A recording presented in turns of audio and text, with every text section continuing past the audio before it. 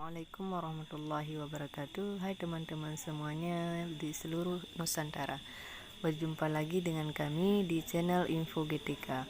Jadi pada kesempatan hari ini kita akan membahas tentang farmasi tahap ketiga. Apakah sudah bisa memilih farmasi tersebut?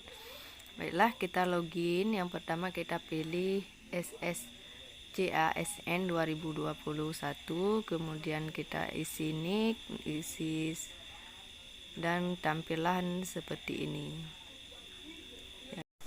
Selanjutnya kita scroll ke bawah, kita lihat apakah sudah ada tampilan, bagaimana tampilannya, apakah sudah muncul, sudah bisa memilih untuk farmasi tahap ketiga ini. Nah, ini seleksi kompetensi P3K, kita lihat dulu ya.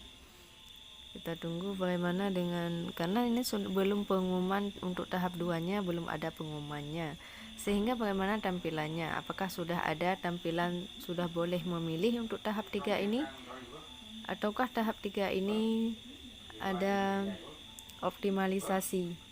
Jadi kita lihat ini, memilih farmasi P3K guru tahap 3, pemilihan farmasi tahap 1, tahap 3 belum dapat dilakukan.